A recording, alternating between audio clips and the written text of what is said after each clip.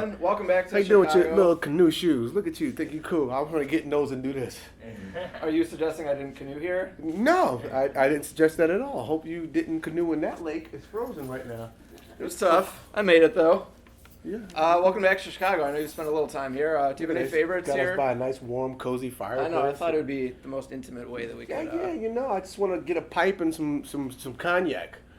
You know. I like that. Yeah. Do you have any places when you come back to Chicago you really hope to hit, or favorites when people And it talk should be about like Chicago? a bearskin rug right here, and like a black chick naked, me naked, white girl naked, Spanish girl naked, Asian girl naked, and you leave. That actually is how I do most of the interviews. But we'll keep the cameras rolling because, you know, fun stuff happens with nakedness. So what you saying? Do I come up favorite restaurants out here? I love going to Mastro's. Mastro's is always great steak. It's like I trust it. It's like they, you know, this Kobe beef steak. It feels like I think they massage the cow, and then they. You could tell that from eating it. They play classical music, you know, maybe a little Enya, and then when they strangle it, it's peaceful, you know. As long as Enya's playing, I mean. That's all. You just can't shoot a cow. That makes the meat tough. But if you have the cow relax and then you just kind of softly choke it out. It's beautiful. It's a beautiful thing. That's when it tastes the best. Well, speaking of special I like moments. Sunda. Sunda's another good restaurant. Sunda. I like that. Chicago's just, Yolk is crazy. I just had a red velvet French toast. That does sound good. It changed my life. Wow. I believe in God. As of a half hour ago. Only God can make that in a cinnamon bun French toast. I had to have them both. Like, I have a belly right now. Like, I'm not gonna. It's gonna take me like three days to actually sit on a toilet and let it out. I'm gonna savor this. Like, I'm not gonna go to the bathroom because I want my food to digest all the way through my stomach because it was that good. Thank you for clarifying that. You know, I just like to do that. You know, because I feel like it's awkward if you don't. I would have asked anyways. Exactly. You want to know how long are you gonna hold that bowel movement until it fully, completely. You already know me digests? too well. My man, I knew it. Well, I was going to say, speaking of special moments, a haunted house brings up a very important question. Go for it. Does it count as cheating if you sleep with a ghost? Absolutely yes.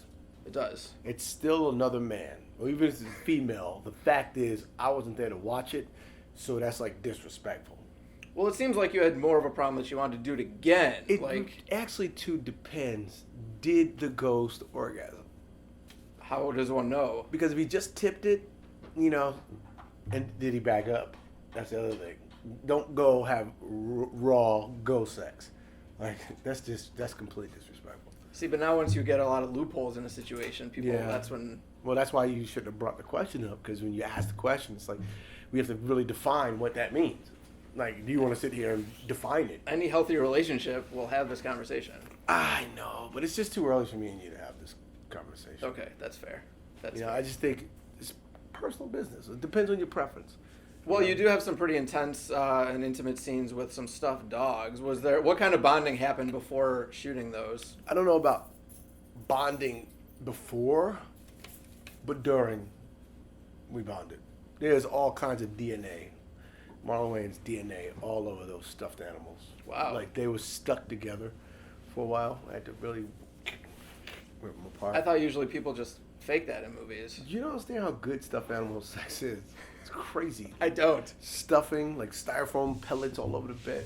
It's unbelievable. And they're soft. They're plush.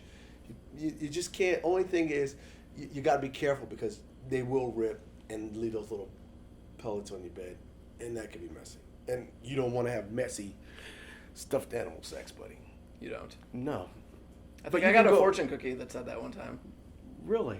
Yeah. I got that same cookie. It was a Make weird night. sure that you don't have to wear condoms with stuffies, because chances are you're going to be the only one actually having sex with stuffed animals, unless they make a couple of perverts like me. And if they get pregnant, then it's a miracle, and that's I wonderful. jizzed all in them.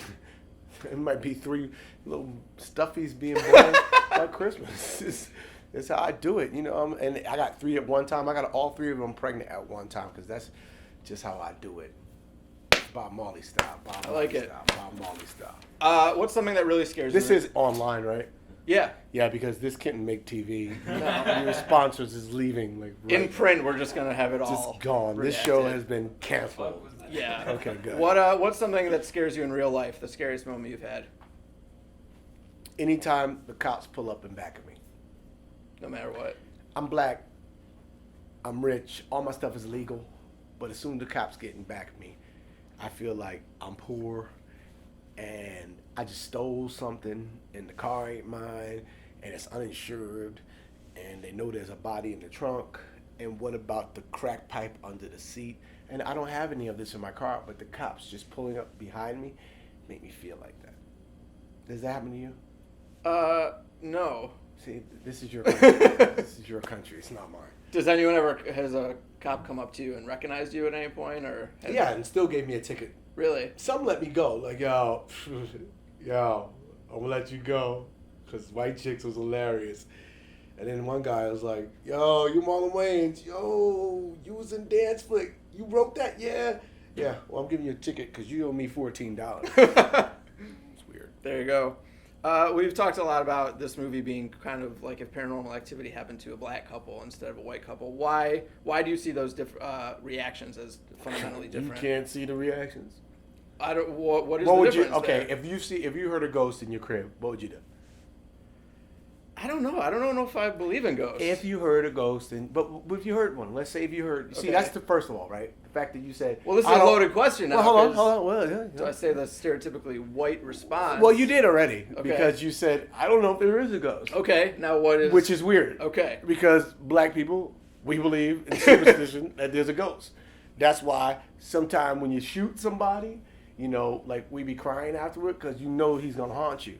So that's why, you know, we know there's ghosts.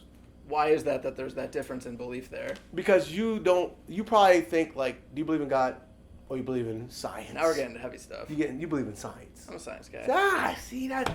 There's an explosion that hit the earth and boom, all of a sudden dinosaurs. No, God made this, man. See, you don't believe in God. You can't believe in ghosts. So right there, black people, we believe in God. You're not going to find too many atheist black people.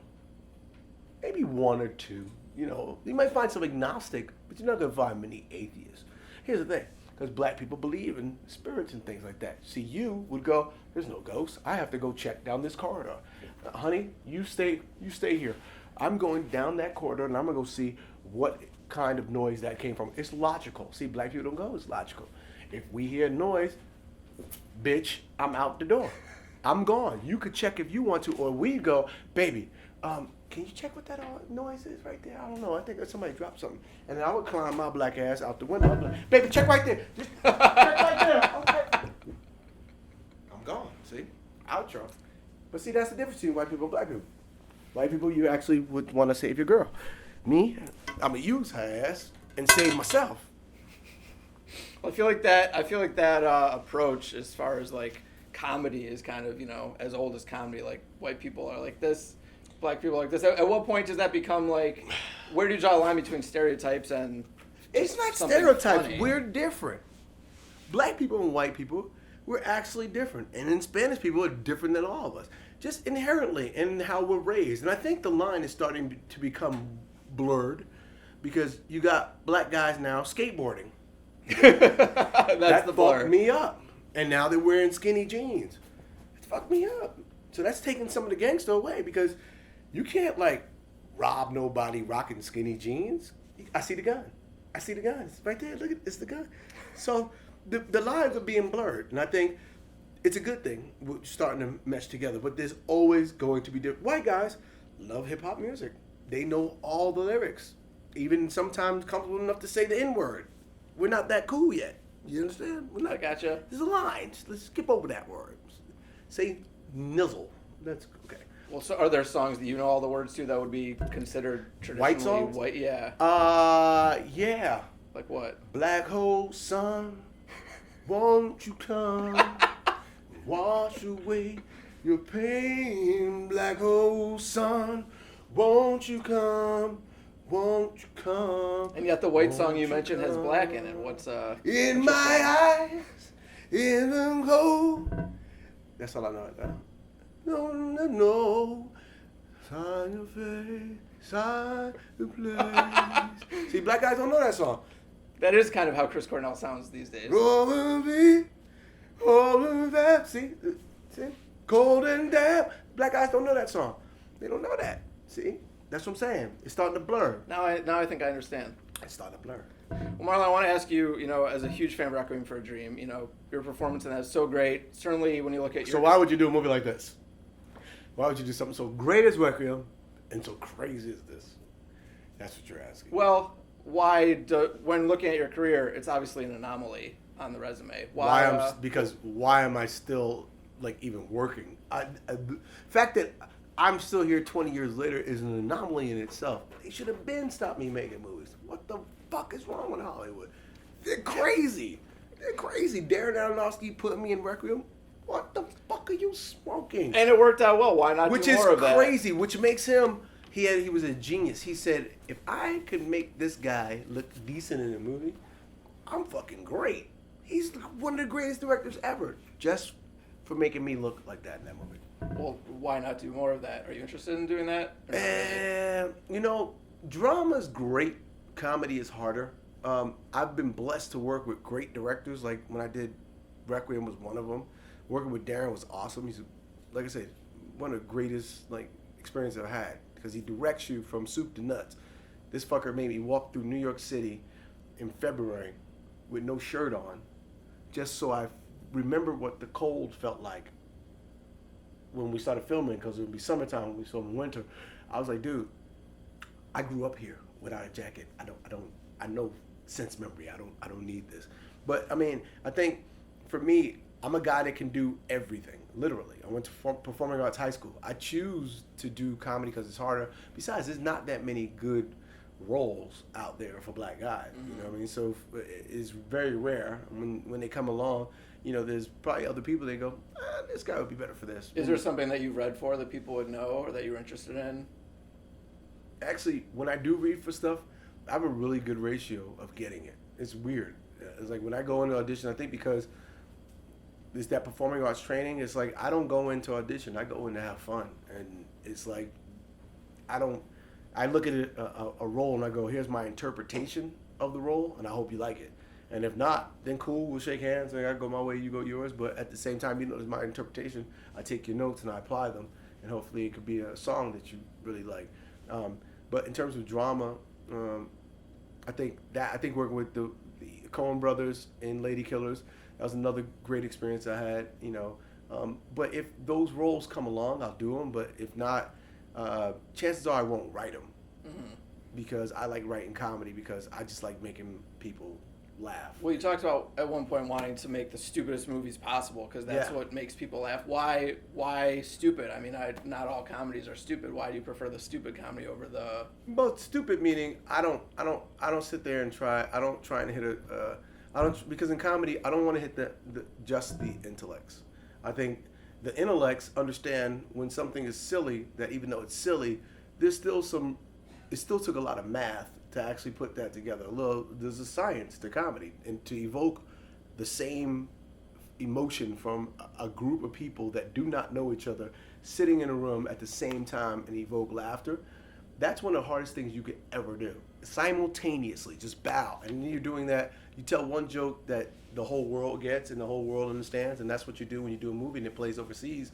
You tell one joke in all these different theaters and all these different pockets, people all over the place are laughing at the same time. And it's really hard to do. And silly, scatological humor has always been funny because everybody shits, everybody farts, everybody, orgasms, everybody has sex, everybody, so there's a pocket that just everybody kind of understands through experience what that experience is like. So you could kind of poke fun and twist that around and make fun. So for me, I don't want to make movies that make you think. I want you to think about laughing. I want you to just go in there and enjoy. And with this movie, what we did differently is normally in a parody, it's just bah, bah, bah, bah. And stuff that, especially lately with parody, I don't know what the fuck happened to the genre, but it just got really bad. You know, when I'm watching like, what's the name of that movie? Disaster film. I'm watching like epic movie. I'm Date just going, movie. Oh, I mean, all those same guys. Oh, it's just like unwatchable. It's terrible. But see, that is when you do it bad. When you do it good, it's, you know, when we did Scary Movie, we did it good. That one rocked because, you know, especially 1 and 2, I didn't like so much. I mean, we rushed it. Some people go, oh, 2 was funnier than 1. It may have been funnier in pockets, but it was all right hands. There was no time to really, you know, write the to pepper your jab and to it was really no time to modulate the punches because we was just going. It was a confection, just a bunch of jokes. Sure. So, Don't Be a Menace was a fun parody. You know, there's times when you do it good and times you do it bad. With the Haunted House, what we did was, it's kind of a parody, but it's really a horror comedy with parody moments. And although the pacing of the jokes are like bow, bow, bow, bow, bow, bow, bow, one after the other, what we tried to do was make a story that, you know, and make an experience, because this black paranormal activity happened to a black couple, that even if you've never seen any of these movies, the movie is still funny to you because you're just going, oh, that I get the experience, so I get the movie. It's a movie. It's not just a bunch of gags. Sure. We have a few minutes left. A bunch of things I want to make sure we get to. I thought it'd be fun. Thought it would be fun to do a speed round like you do in the movie. Go. Favorite part of your body? My dick. Someone who should stop singing. My dick. No, I'm joking. Okay, good again. Someone who should stop singing. God, there's so many. Let's start with Britney Spears, and let's end it with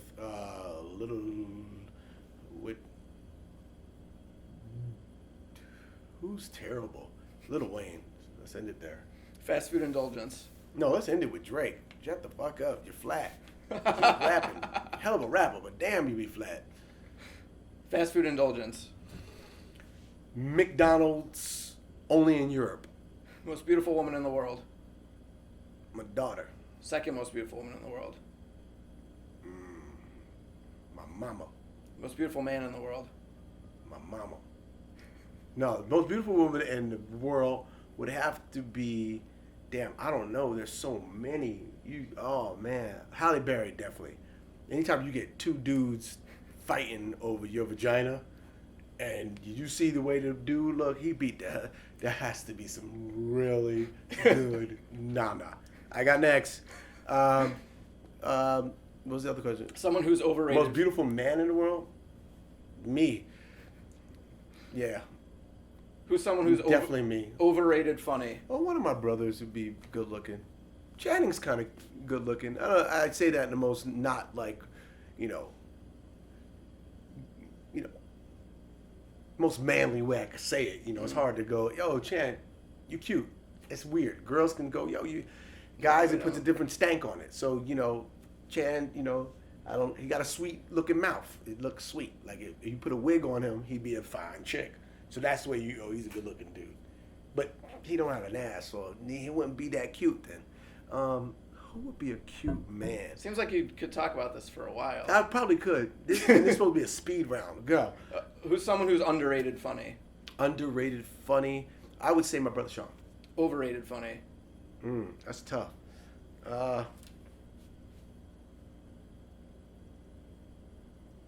Overrated funny? I don't know. That's hard to say. Okay, we can move on. Marlon, I have to ask you, you know, I was Me. You? Yeah, I'm overrated. I was interested to see that for white chicks you did like 8 or 9 hours a day in makeup, something like that? 7. I never want to be a white woman again.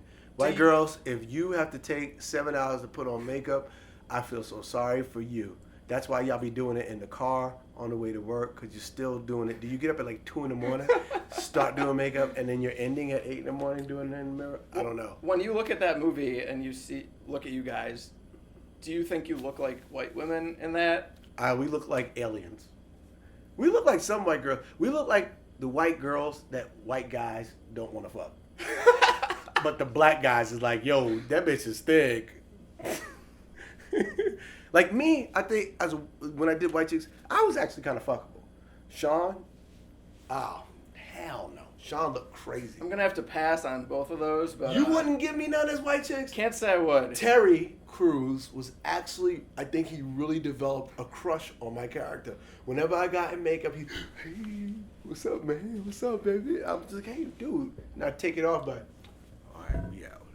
Well, as far as that goes, you saying you first were coming to mind being aliens, or Yeah. little man, you're a little person pretending to be a baby. Is it what is that? Can we look at my filmography for a second? I played a white woman. I played a midget. I played a crackhead. I played a gangster. I've played a Shakespearean educated teacher. I played a power tap instructor. Who has a filmography like that? That's crazy. A white woman and a midget? Sorry, Sir Lawrence and Olivier never played a midget. Never played a white woman, That's true. man. Where's my Oscar?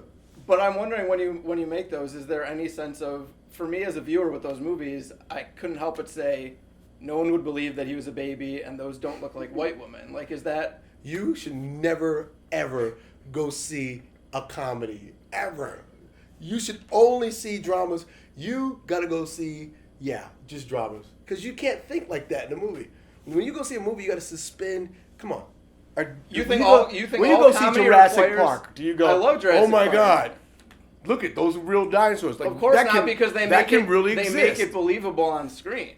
It's You can't suspend the believability. You can't suspend the reality and go, you know what? I could believe that as a baby.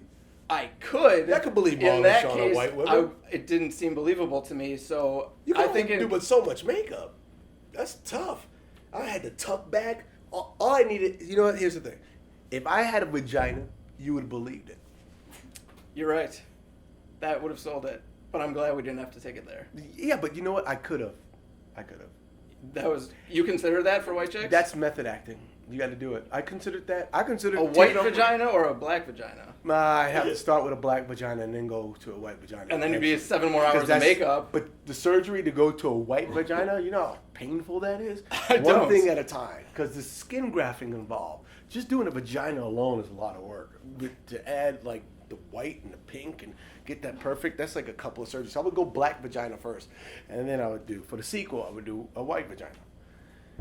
Now I do wish there was a sequel. Now we're going to do one. All of a sudden. But can you suspend the fact that, oh, they're guys, they're black guys? The second time, yes, I will. Okay. So that was hard for you Now to that I know what you put into it, I appreciate it. Cool. I think that's all the time we have. Appreciate it, Marlon. Thanks a lot. Got it.